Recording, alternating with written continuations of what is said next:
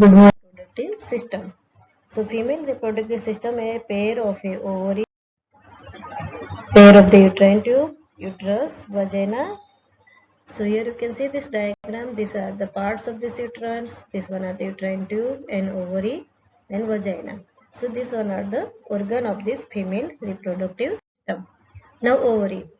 So here you can see this diagram. Ovary, it is the female gonads responsible for the formation of this ova. Each ova is an oval structure about 3 cm long in diameter, situated on each side of the uterus and attached to the posterior layer of this broad ligament below and behind the uterine tube. So this one are the almond shaped pair exocrine organ attached to the uterus on either side by the broad ligament, and here there is a parts. First, germinal epithelium, tunica albuginea, cortex and medulla. This one are the part of this ovary. Now before puberty, its surface is smooth, therefore due to the repeated ovulation and cicatrization, the surface become the irregular. They also produce hormone, estrogen and progesterone that are responsible for the development of the female secondary sex character and produce marked cyclical changes in uterine element. Now general features. So general features of this ovary, here you can see this section of this ovary is covered by a single layer of these cuticle cells known as the germinal epithelium. So it lined by this epithelium name is given the germinal epithelium. The epithelium is continuous with the mesothelium lining the peritoneum and represent the modification of its later, the germinal epithelium rests on the connective tissue layer called the tunica albuginea. So this one are the germinal epithelium. It is rest on the tunica albuginea, and which is thinner and less dense than that of this testis. So tunica albuginea is a dense, irregular collagen connective tissue corpuscles, and collagen fibers run parallel to the ovarian surface. The substance of this gland consists of the inner medulla and outer cortex. So this portion name is given this medulla and outer part name is given the cortex. So this one are the cortex, this one are the medulla. So inner are the medulla and outer is cortex. Cortex composed of the connective tissue stroma made up of these reticular fibers and numerous fusiform cells that resemble the mesenchymal cells called the stroma interstitial cells. The stroma also contain the ovarian follicle. At various stages of this ovarian follicle, here you can see this follicular cells, oocyte, this one are the oocyte, Graffian cells, granulosa cells, and here these are the primordial follicle. This one are the theca primary follicles. All three are the primary follicle. This one are the secondary follicle. This one are the mature Graffian follicle. So these are the different stage of this follicle. It is situated in cortex. So cortex composed of the connective tissue stroma made up of these reticular fibers and numerous fusiform cells that resemble the mesenchymal cells. This is called the stroma and interstitial cells. Stroma also contain the ovarian follicle. At various stages of this development, at birth, cortex contain the numerous primordial follicle. Each primordial follicle consists of a centrally placed sex cells known as the primary oocyte, and surrounded by the single layer of these follicular cells derived from the somatic tissue. In the childbearing period, during this period, the primordial follicle are divided into the primary, secondary and tertiary follicle. During the reproductive life, the cortex contains the ovarian follicle and corpora lutea. At different stage of the development, atric follicles and the corpora albicans also, you can see albicans, and after the menopause, the cortex become the fibrotic and they contain the interstitial cells and corpora albicans. And medulla consists of a loose connective tissue, smooth muscles, blood vessels and lymphatic and the nerves. The hilum of this ovary is the site of the entry of these blood vessels and lymphatic, and it's continuous with this medulla. The hilum also contains the some remnant of this mesonephric duct. So here you can see this diagram. This one are the medulla. In outer part there is a cortex. In the cortex you can see the primary follicle, secondary follicle and mature Graffian follicle. In this part are this ovarian ligament, and in this one are the corpora radiata and oocytes come out during this ovulation. In this portion are this luteal lutein and the theca luteal corpora luteum. So the germinal epithelium is misnomer. The epithelium does not produce the germ cells. The cells of this epithelium bear the microvilli and contain the numerous micromitochondria and become larger in pregnancy. Now, this one are the general features of this ovary. You see this germinal epithelium, the surface of this ovary is covered by single layer of this low cuboidal or squamous epithelium. So this lining epithelium name is given the germinal epithelium. And tunica albuginea, it is the connective tissue layer lies beneath the germinal epithelium. Below this part of this germinal epithelium, this portion are the tunica albuginea. And cortex outer side and inner side there is a medulla. So outer cortex, it lies beneath the tunica albuginea. It contains the germ cells, oocyte and ovarian follicle. In ovarian follicle are is various stage of this development in highly cellular connective tissue. And inner medulla, it is present deep to the cortex. It consists of the loose fibroelastic connective tissue, lymphatic, blood vessels and nerve. So this one are the section of this. The cortex of this ovary. It lies beneath the tunica albuginea. It contains germ cells, oocyte, connective tissue cells are known as the stroma or the interstitial cells. And ovarian follicle of the different stage of this different stage are present. So this one are this outer portion are this cortex.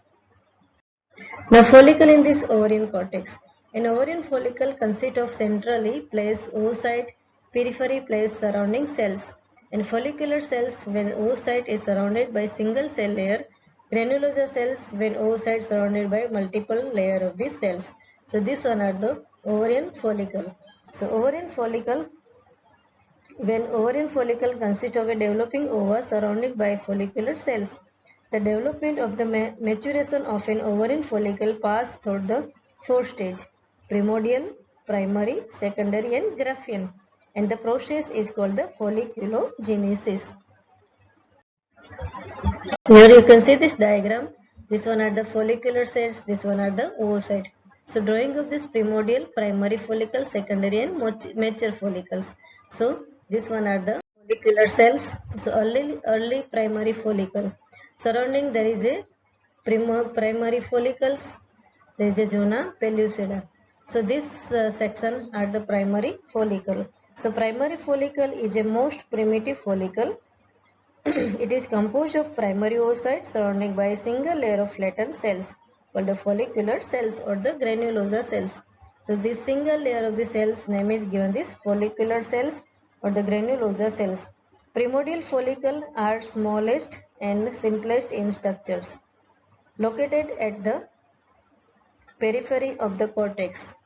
So the numerous primordial follicles are present in this ovary at birth. They undergo further development only at puberty. Now late primary follicle. Primordial follicle develop into primary follicle. The flattened follicular cells become cuboidal oocyte surrounded by a single layer of this cuboidal follicular cells is called a unilaminar primary follicle. The follicular cells proliferate and stratified to form the several layers of these cells, and now the primary follicle with many layers of these follicular cells is called the multilaminar primary follicle. So this one are this homogeneous membrane is the zona pellucida. This part are the zona pellucida. Surrounding there is a granulosa cells and there is a cytoplasm within there is a nucleus. So this one are the primary oocyte and it rests on the basement membrane. So this part are this homogeneous membranes, the zona pellucida, appear between the follicular cells and oocyte. Cytoplasmic extension from the follicular cells invade the zona pellucida, come in contact with this oocyte plasmalemma and form the gap junction through which they communicate with this oocyte. Now stroma cells organize around the multilaminar primary follicle, forming an inner cellular layer called the theca interna. So here you can see this diagram. These are the zona pellucida.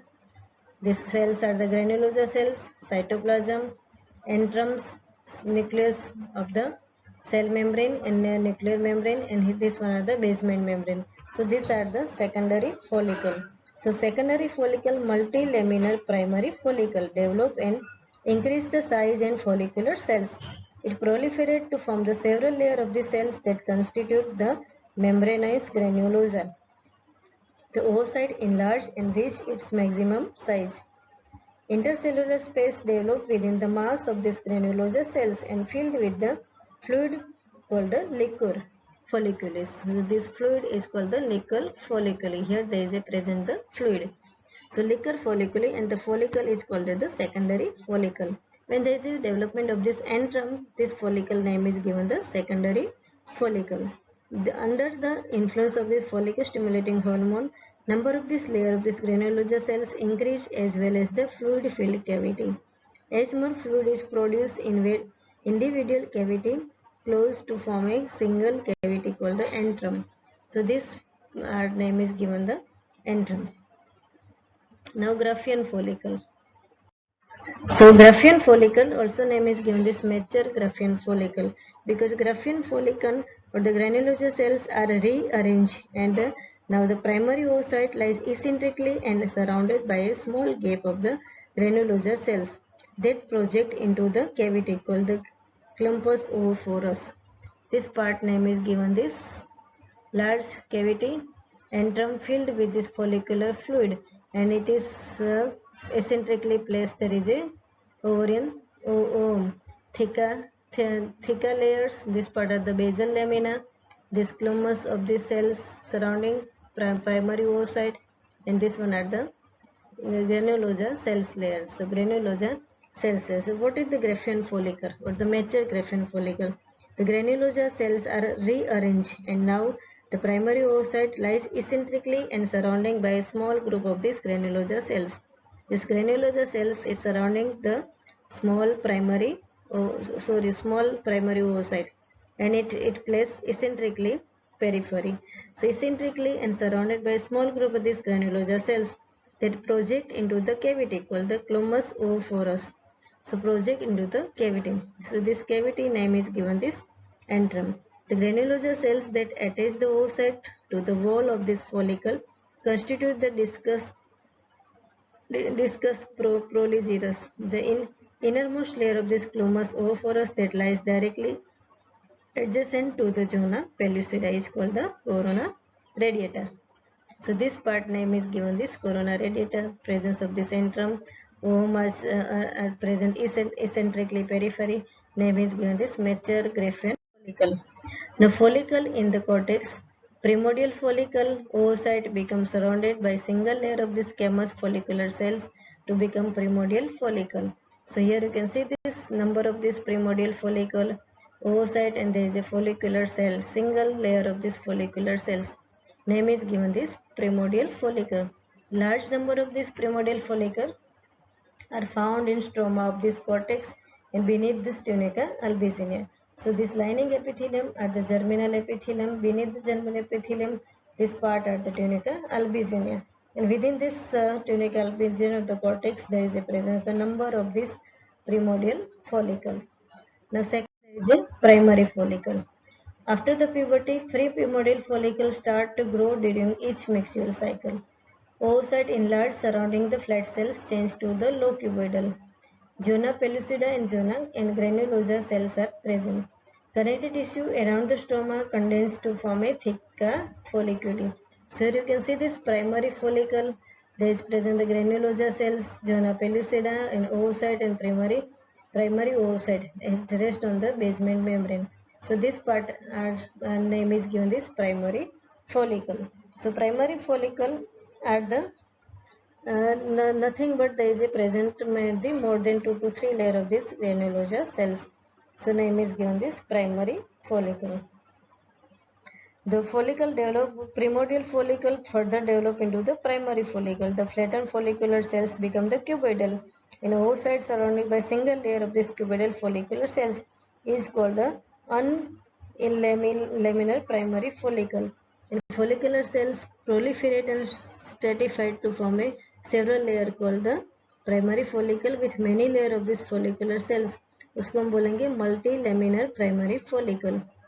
So this part are the primary follicle.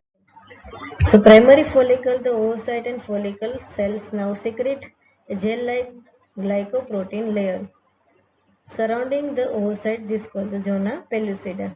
The single-layer cuboidal-shaped follicular cells divide rapidly to form the 6 to 7 layer of these cuboidal cells called the granulosa cells. So primary follicle in ovarian cortex, theca interna, a highly vascular layer of secretory cells. Theca externa is outer layer of disconnected tissue cells. It mainly contains the smooth muscle cells and collagen fibers. The follicle is now a primary follicle. The follicle in ovarian cortex, secondary follicle or the enteric follicle. The oocyte enlarged and reached its full size. Irregular fluid-filled space appear among the follicular cells, forming the antrum, called the filled with the liquor folliculi. So this antrum is developed to form a secondary follicle. Theca folliculi differentiate into two layers: internal cellular layer, theca interna, and outer fibrous layer, theca externa. Secondary follicle, the granulosa cells begin to secrete follicular fluid and few small fluid-filled space appear between the follicular cells. This space now converted into a single large space or the antrum, surrounded by follicular cells. The antrum is filled with fluid. The follicle is now called secondary follicle. The follicle in ovarian cortex are the mature Graafian follicle. With further development, follicle enlarge in size and form two sets: membranous granulosa, outer set lining the cavity, and cumulus oophorus, inner set that surrounded ovum. Graafian follicle or the mature follicle, the theca interna, further develop and produce the estrogen. Granulosa cells involved in production of this ovarian hormone. So ovulation, what is the ovulation? So at the mid cycle, about the 14th day of this menstrual cycles, blood in estrogen level increase, cause a surge of this luteinizing hormone. The ovarian follicle is at the first very small compared to the thickness of the ovarian cortex. As the follicle enlarges, it becomes so big that is not only the reach the surface of the ovary, but form a bulging in this situation. As a result, the stroma and the theca on this side of the follicle are stretched and become very thin. An avascular area, name is given the stigma, appear over the most convex point of the follicle. At the same time, the cells of the cumulus oophorus become loose by the accumulation of the fluid between them. The follicle ultimately ruptures and the ovum is shed from the ovary. The shedding of the ovum is called the ovulation. So this process name is given this ovulation. At the 14 days, under the influence of this hormone, there is sudden increase in liquor folliculi, causing rupture of the mature follicle and release the secondary oocyte. This process is called the ovulation. Several ovarian follicles start maturing during each ovarian cycle, but only one attains full maturity and undergoes ovulation. Other degenerate at various stages of this maturation and become the atretic follicle. Now corpus luteum. After the ovulation, the wall of the follicle collapses, become infold and from temporary endocrine organ. The corpus luteum, the cells of this theca interna and the granulosa cells undergo hypertrophy and are filled with the lipochrome pigment of form the lutein cells. The name is given this corpus luteum. Now corpus luteum, granulosa, lutein cells. So corpus luteum, after ovulation, the follicle rupture and its wall collapse and become the folded. Sudden reduction in pressure caused by rupture of this follicle result in bleeding into the follicle. The follicle filled with blood is called the corpus hemorrhagica. At this stage, the follicle cells are small and rounded. The cells now enlarge rapidly and they increase in size and wall press against those neck-bearing cells so that the cells acquire the polyhedral shape. Their cytoplasm become filled with this yellow pigment and is called the lutein. So granulosa lutein cells derive from the granulosa cells found in the deeper part of this corpus luteum. So here you can see this corpus theca or the externa, This one are the lutein cells, theca lutein cells. This one are the capillary granulosa lutein cells. So granulosa lutein cells is nothing but the granulosa cells are modified into the large pale staining cells. उसको हम बोलेंगे granulosa lutein cells, which constitute the 80% of the cells population and present in center of this follicle. They produce progesterone and the converter androgen produced by theca cells to estrogen. The theca internal cells modified into the dark staining cells called the theca lutein cells, which constitute about the 20% of these cells population and present near the periphery. They produce progesterone, some estrogen and the androgen. So they synthesize progesterone. Theca lutein cells derive from the theca internal cells found in the periphery and they secrete the estrogen. Now corpus luteum continue. If the liberated ovum is fertilized, the corpus luteum will survive 4 to 5 months under the hormone choriogonadotrophic hormone and is called the corpus luteum of the pregnancy. But if fertilization does not take place, then it will be last for only 9 days. After its functional activity is over, it undergoes regression and is replaced by fibrous hyalinized scar called the corpus albicans. So this name is given the corpus albicans. The corpus luteum is invaded by the fibroblast, become the fibrotic and cease to function, and the mass of the fibrous tissue is called the corpus albicans or white body. The remnant of the corpus albicans persists as a scar on the surface of the ovary. Luteum, corpus albicans, follicle in early atresia, follicle in late atresia, and large mature follicle. So what is the fate of this ovarian follicle? Because the series of the changes that begins with this formation of the ovarian follicle and end with this degeneration of this corpus luteum constitute what is called the ovarian cycle. And each ovarian cycles one follicle reach maturity shed and ovum and become the corpus luteum. At the same time, several other follicle also begins to develop but do not reach the maturity. The follicle do not persist into the next ovarian cycles but undergo degeneration and eventually phagocytosis by the macrophage. Follicles that undergo degeneration are known as the atretic follicle. So these are the atretic follicles. Follicle in late atresia, also name is given this follicle in early atresia or the atretic follicle. So atretic follicle, now ovum and granulosa cells of each follicle disappear. The cells of theca interna, however, proliferate to form the interstitial gland, also called the corpus atretica. So this one are the corpus atretica.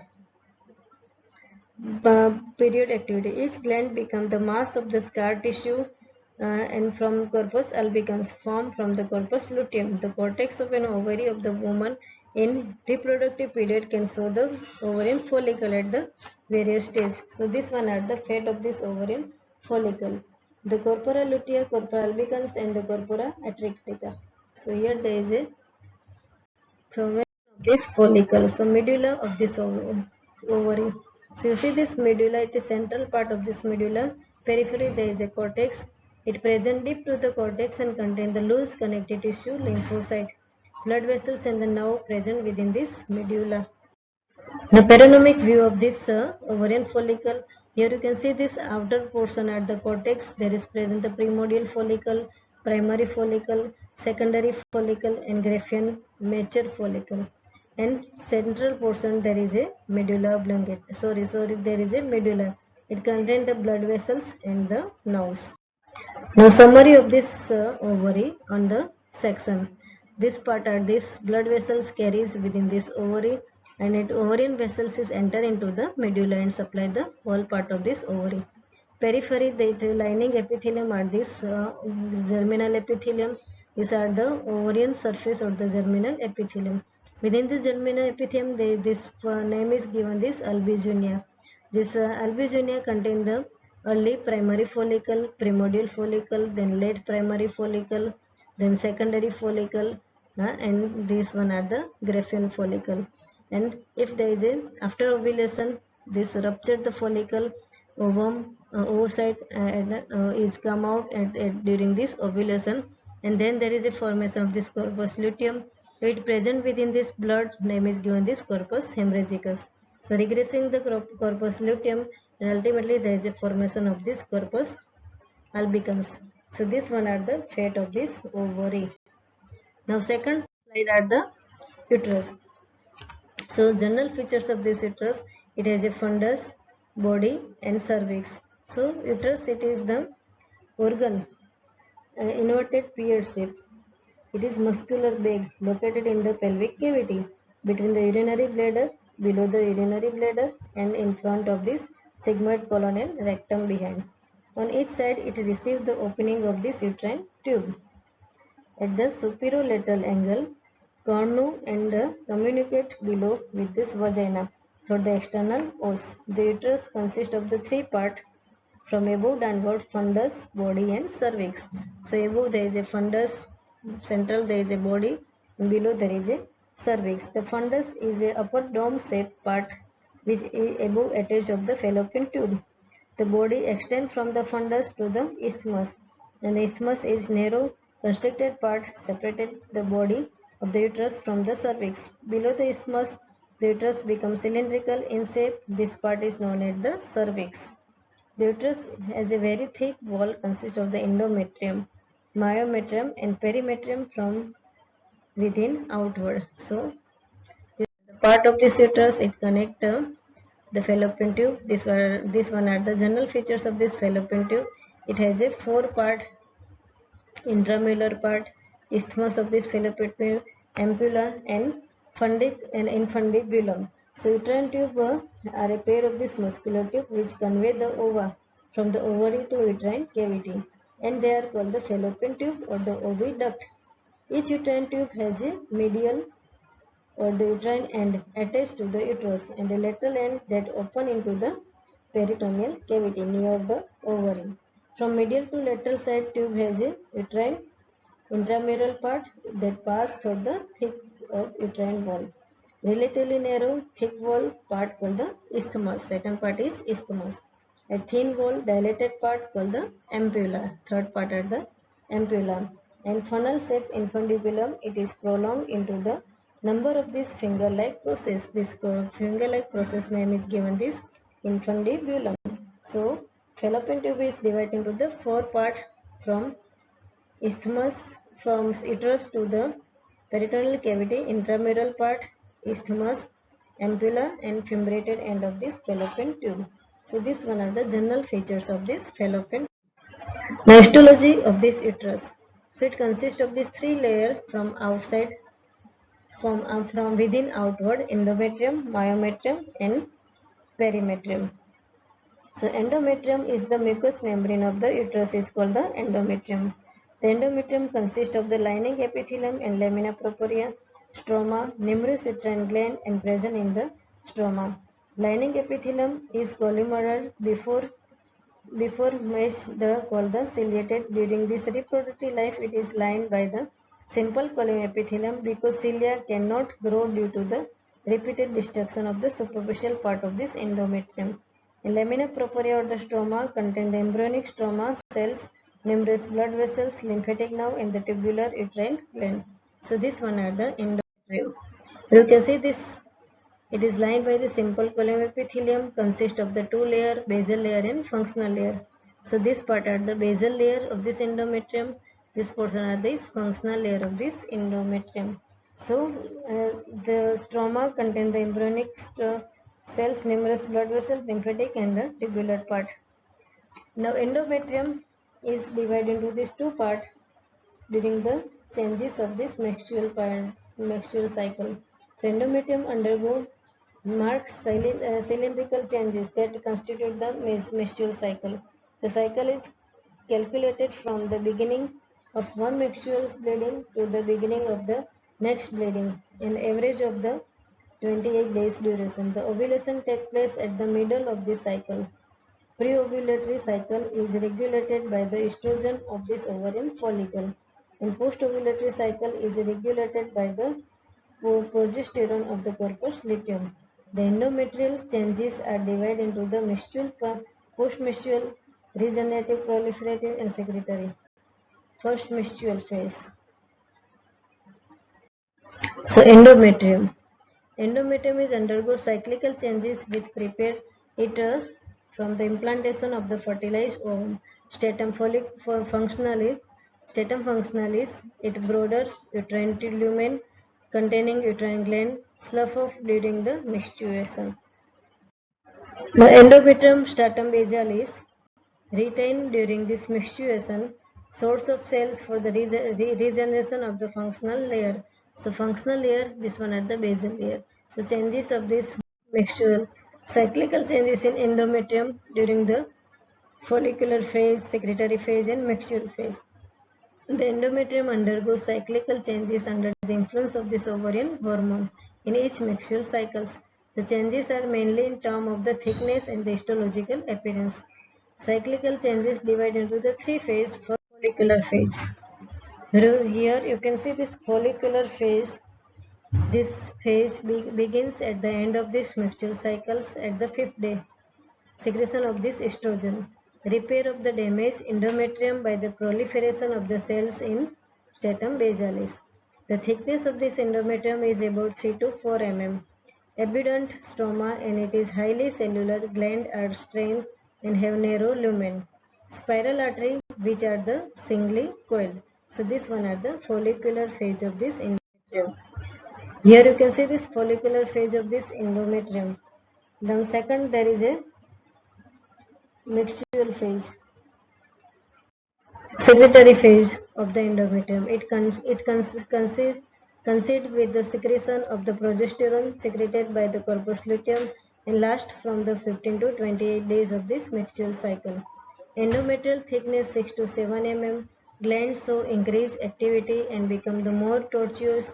Lumen become the dilated because accumulation of the secretory product. Spiral artery are highly coiled. All the changes take place in stratum functionalis. This one are the secretory phase of this endometrium.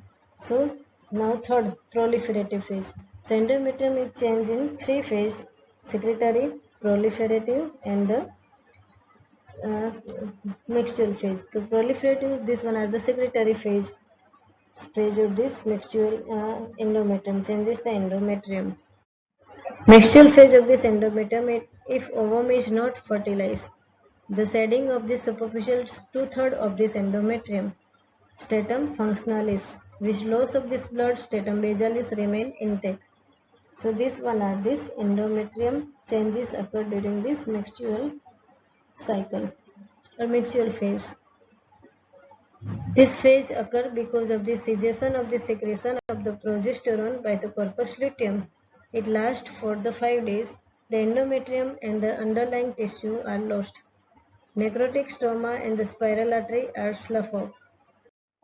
So this one are the menstrual phase. There is a glandular lumen filled with this blood, superficial endometrial without the epithelium, and here there is a fragments of the discharge of this trauma, blood clot, and these changes occur during the menstrual phase of this endometrium.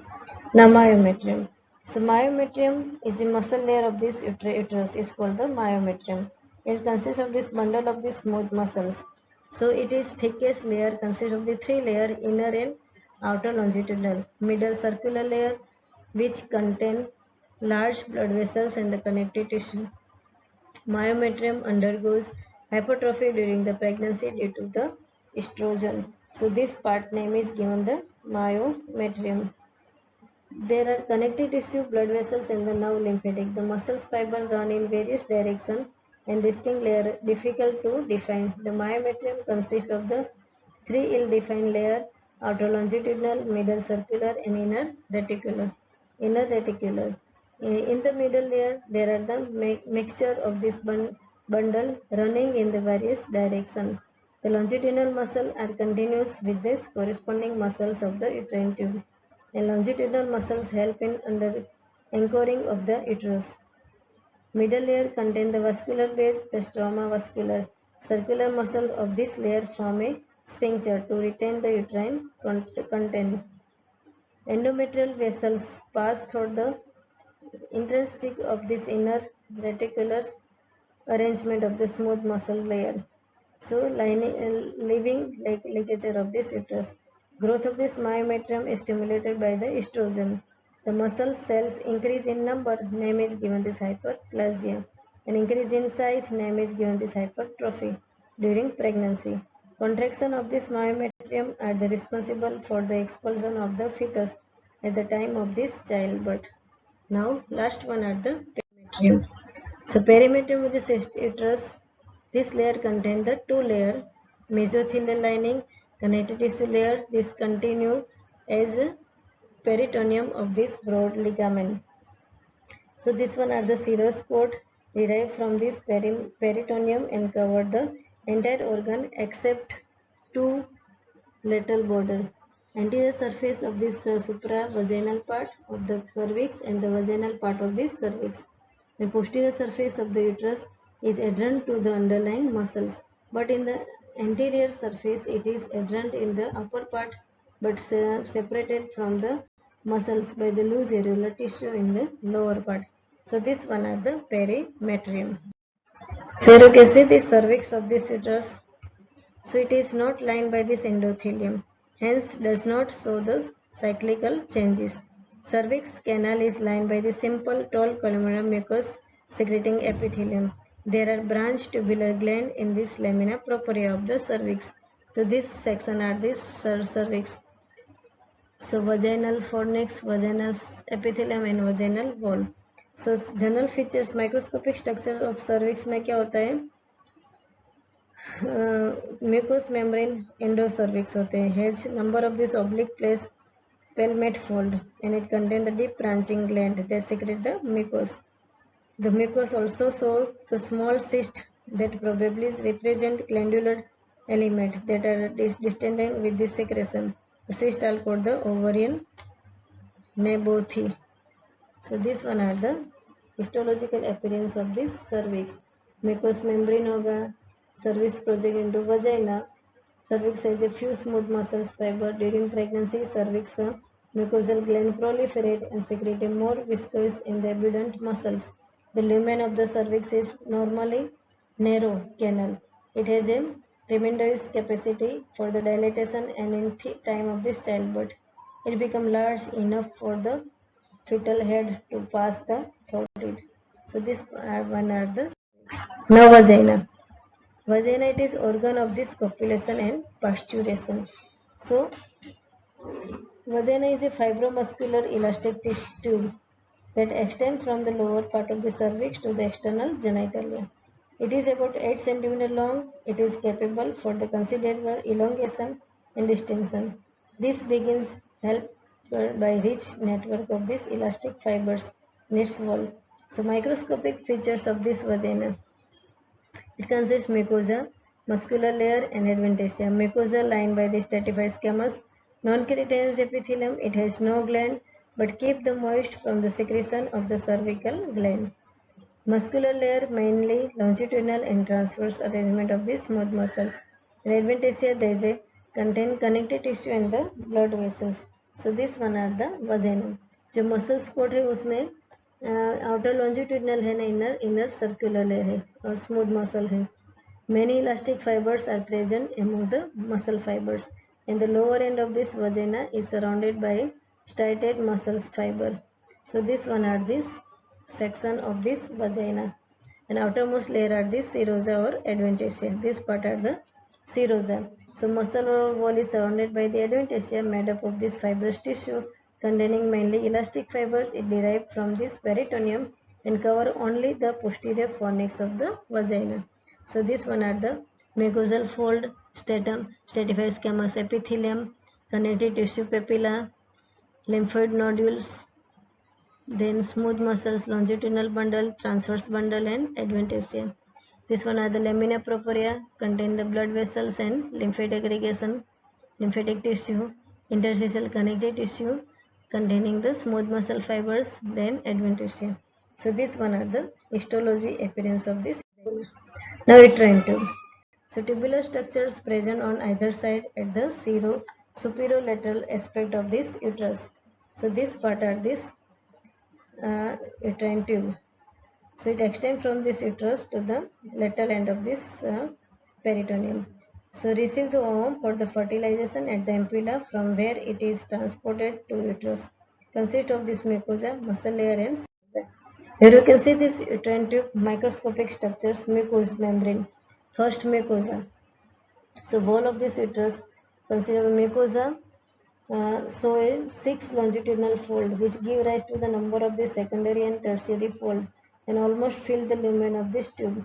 The fold are most conspicuous in the ampulla. It is lined by columnar epithelium that rests on the basement membrane. The epithelium contains the ciliated secondary and intertertiary cells. Ciliated cells help to move ova. Secretory cells also help as PEG cells and contain the secretory granules and are not ciliated, and their surface shows the microvilli. Secretion from the cells provide the nutrition to the fertilized ovum and the spermatozoa. Intercalary cells are the sandwich between the basement membrane and the epithelium. They act as a precursor of the ciliated and secondary and secretory cells. Muscles layer consists outer longitudinal inner circular smooth muscles.